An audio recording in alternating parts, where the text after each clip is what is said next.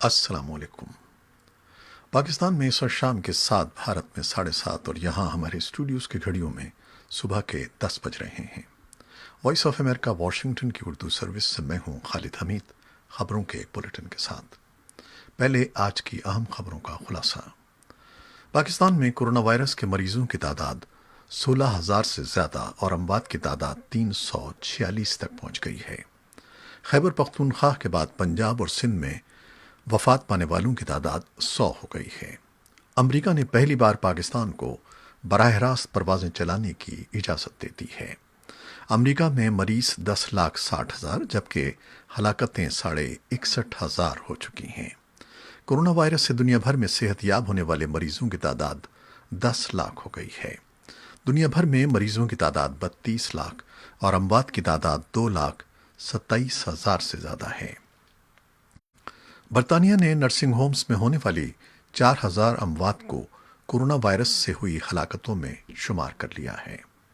اور اب خبریں تفصیل کے ساتھ۔ پاکستان کی قومی ایئر لائن کا کہنا ہے کہ پی آئی اے کو تاریخ میں پہلی مرتبہ امریکہ براہ راست پروازیں چلانے کی اجازت دے دی گئی ہے۔ کرونا وائرس کی وجہ سے پاکستان کی درخواست پر واشنگٹن کی طرف سے 1 ماہ کے لیے اجازت دی گئی ہے۔ ترجمان پی آئی اے کا کہنا ہے کہ امریکی محکمہ ٹرانسپورٹ نے مراسلہ جاری کر دیا ہے جس کے مطابق پی آئی اے 1 ماہ کے دوران 12 پروازیں چلا سکتا ہے۔ اس سے قبل پی آئی اے نے کبھی براہ راست امریکہ کے لیے پروازیں نہیں چلائیں۔ براہ راست پروازوں کی اجازت نہ ہونے کے باعث یورپ یا برطانیہ کے ہوائی اڈوں سے سیکیورٹی کلیئرنس ہونے کے بعد پروازیں امریکہ جاتی تھیں۔ امریکہ میں پاکستان کے سفیر اسد مجید خان نے وائس آف امریکہ سے خصوصی بات چیت کرتے ہوئے کہا ہے کہ امریکہ میں پھنسے پاکستانیوں کے لیے اسپیشل فلائٹس کے معاملے پر امریکہ میں ہمیں غیر معمولی صورتحال کا سامنا ہے جسے حل کرنے کی کوششیں کی جا رہی ہیں۔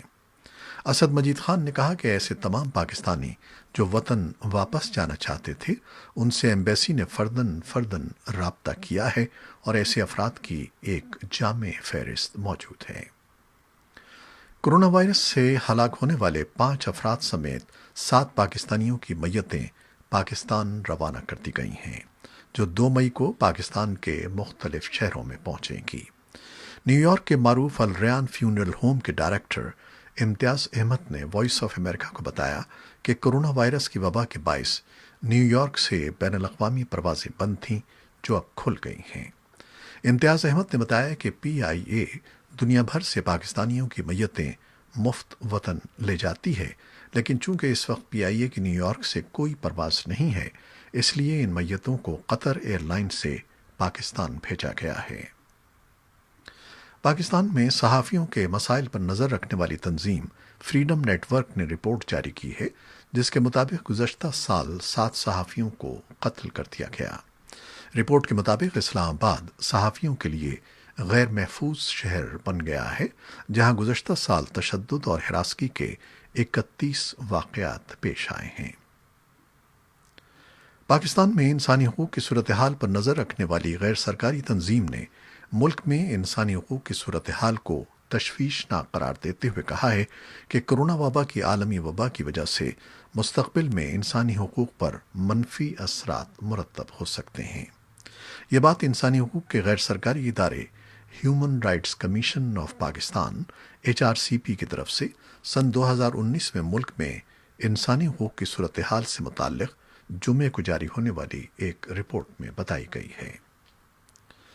اسلام آباد کے سیکٹر I-10 کے 2 سب سیکٹرز میں 30 سے زائد کرونا وائرس کے نئے کیسز سامنے آنے کے بعد انہیں سیل کر دیا گیا ہے۔ اسلام آباد کے ضلعی انتظامیہ کی جانب سے جاری نوٹیفیکیشن میں کہا گیا ہے کہ ان 2 سب سیکٹرز میں کرونا کیسز سامنے آنے کے بعد انہیں سیل کیا جا رہا ہے۔ نوٹیفیکیشن کے مطابق اس مقصد کے لیے پولیس کے ساتھ ساتھ رینجرز اور فوج کی نفری بھی طلب کر لی گئی ہے۔ صوبہ سندھ میں کورونا سے ایک ہی روز میں 12 اموات ہوئی ہیں جو وبا کے آغاز سے اب تک ایک روز میں ہونے والی سب سے زیادہ اموات ہیں۔ دوسری جانب کورونا سے متاثرہ مریضوں کی تعداد بڑھ کر 6,000 سے تجاوز کر گئی ہے۔ وزیر اعلیٰ سندھ سید مراد علی شاہ نے کہا کہ اب تک 1222 مریض صحت یاب ہوئے ہیں، جو کل تعداد کا 20.2% ہے۔ خیبر پختونخوا کی حکومت نے صوبے میں کرونا وائرس کو کنٹرول کرنے کے لیے خصوصی آرڈیننس جاری کرنے کا فیصلہ کیا ہے، جس کے تحت خاندان کے سربراہ کو پابند کیا جائے گا کہ زیر کفالت افراد میں کسی کو بھی وبا ہونے کی صورت میں انتظامیہ کو آگاہ کیا جائے۔ خیبر پختونخوا کی کابینہ کا اجلاس وزیر اعلیٰ محمود خان کی زیر صدارت جمعرات کو ہوا۔ اجلاس میں حالیہ صورتحال پر تبادلہ خیال کیا گیا۔ اجلاس میں لاک ڈاؤن میں بعض اداروں کی تعطیل میں 15 مئی تک توسیع کی گئی ہے، جبکہ کابینہ نے کورونا ریلیف آرڈیننس کی بھی منظوری دی۔ پاکستان کی مجموعی قومی پیداوار جی ڈی پی 7 دہائیوں کے بعد رواں مالی سال -1.6 رہنے کا خدشہ ہے، جس کا سبب کورونا وائرس کے باعث پڑنے والے منفی اثرات ہیں۔ وزارت خزانہ کے بیان کے مطابق وزیر اعظم کے مشیر خزانہ حفیظ شیخ کی زیر صدارت منعقدہ اجلاس میں عالمی بینک، ایشیائی ترقیاتی بینک، اقوام متحدہ کے ادارے برائے انسانی ترقی اور دیگر مالیاتی اداروں کے نمائندوں نے شرکت کی۔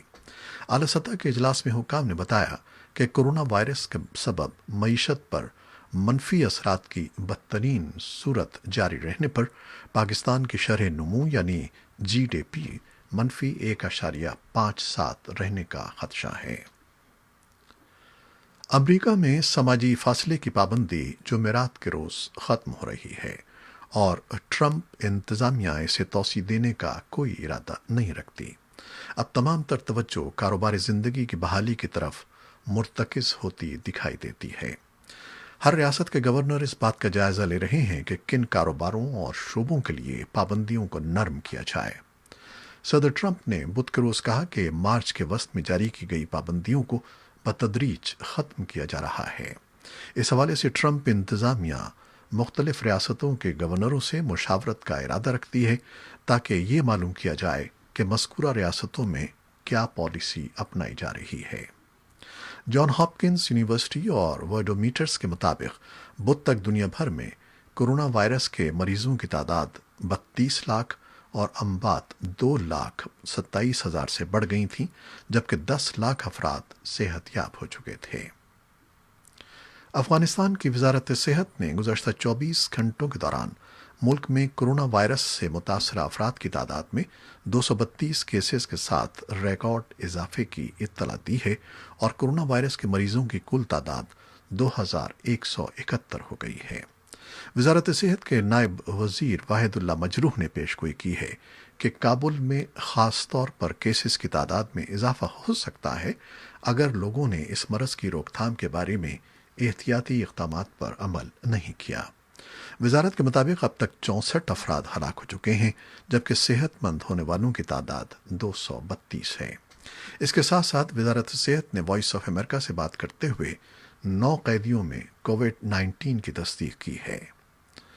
افغانستان میں جیل کے نظم و نسق کے حکام کے ترجمان فرحاد بایانی نے وائس آف امریکہ کو بتایا کہ پل چرخی جیل میں 75 افراد کے ٹیسٹ کے نتائج کا انتظار ہے، جبکہ 40 قیدیوں میں وائرس کی موجودگی کا پتہ چلا ہے۔ فرحاد بایانی نے بتایا کہ دوسرے صدارتی حکم نامے کے تحت 900 قیدیوں کو رہا کیا جا چکا ہے، جبکہ پہلے حکم کے تحت 6000 سے زائد قیدی رہا ہوئے ہیں، جن میں 455 طالبان قیدی بھی ہیں۔ بھارت کی حکومت نے اندیہ دیا ہے کہ کورونا وائرس کے باعث 3 مئی کے بعد جب دوسرے دور کے لاک ڈاؤن کی مدت ختم ہوگی تو متعدد اضلاع میں پابندیاں نرم کر دی جائیں گی۔ وزارت صحت نے ایک بیان میں کہا ہے کہ 4 مئی کو کووڈ-19 سے لڑنے کے لیے جو نیا ہدایت نامہ جاری کیا جائے گا، اس میں کئی اضلاع میں پابندیوں میں قابل ذکر نرمی کی جائے گی۔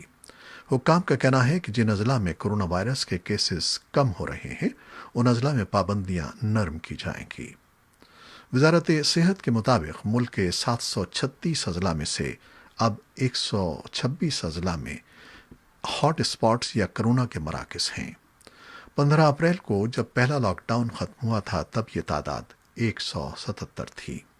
دریں اثنا حکومت نے مختلف ریاستوں میں پھنسے ہوئے مہاجر مزدوروں، طلباء، سیاحوں اور زائرین کو اپنے گھروں کو جانے کی اجازت دیتی ہے۔ اس سلسلے میں ایک گائیڈ لائن جاری کی گئی ہے۔ اقوام متحدہ کے انسانی بھلائی کے امدادی ادارے کے سربراہ مارک لوکاک نے سلامتی کونسل کو بتایا ہے کہ اگر کرونا وائرس شام میں پھیل گیا تو اس سے وسیع پیمانے پر تباہی ہوگی۔ انہوں نے کہا کہ شام میں صحت کی دیکھ بھال کا نظام درس برس سے جاری لڑائی کے دوران تباہ ہو کر رہ گیا ہے اور یہ کرونا وائرس کی روک تھام کا متحمل نہیں ہو سکتا۔ شام میں کرونا وائرس کی تصدیق شدہ کیسز کی تعداد 43 بتائی جاتی ہے اور اس سے اب تک 3 ہلاکتیں ہو چکی ہیں۔ تاہم شام میں ٹیسٹنگ کی سہولت زیادہ تر دستیاب نہیں ہے۔ مذکورہ متاثرہ افراد کی شناخت محض دارالحکومت دمشق اور اس کے ملحقہ علاقوں میں کی گئی ہے۔ جرمنی نے لبنان کی عسکریت پسند تنظیم حزب اللہ کو دہشت گرد قرار دے کر اپنی سرزمین پر اس کی تمام سرگرمیوں پر پابندی عائد کر دی ہے۔ جرمن ذرائع ابلاغ کے مطابق پولیس نے جرمنی میں 4 مختلف شہروں میں مبینہ طور پر حزب اللہ سے تعلق رکھنے والی 4 مساجد پر چھاپے مارے ہیں۔ جرمن حکام کے مطابق حزب اللہ کے عسکری ونگ سے تعلق رکھنے والے افراد کی جرمنی میں تعداد 1050 کے لگ بھگ ہے۔ امریکہ کے صدر ڈونلڈ ٹرمپ نے دعویٰ کیا ہے کہ صدارتی انتخابات میں چین انہیں ہرانا چاہتا ہے اور اس مقصد کے لیے وہ کچھ بھی کر سکتا ہے۔ برطانوی خبر رساں ادارے رائٹرز کو بدھ کو دیے گئے ایک انٹرویو میں صدر ٹرمپ نے کہا کہ انہیں یقین ہے کہ چین ان کے ڈیموکریٹک مخالف امیدوار کو 3 نومبر کو ہونے والے صدارتی انتخابات میں کامیاب کرانے کا خواہش مند ہے۔ صدر ٹرمپ کے بقول چین چاہتا ہے کہ جو بائیڈن صدارتی انتخاب میں کامیاب ہو جائیں تاکہ ان کی انتظامیہ نے تجارت اور دیگر معاملات پر بیجنگ پر جو دباؤ ڈالا ہے اس سے کم کیا جا سکے۔ بھارتی فلموں کے اداکار رشی کپور 67 سال کی عمر میں جمعرات کی صبح ممبئی میں چل بسے ہیں۔ وہ 2 سال سے کینسر کے مرض میں مبتلا تھے۔ رشی کپور کی موت بالی ووڈ انڈسٹری کے لیے 2 روز کے دوران دوسرا بڑا جھٹکا ہے۔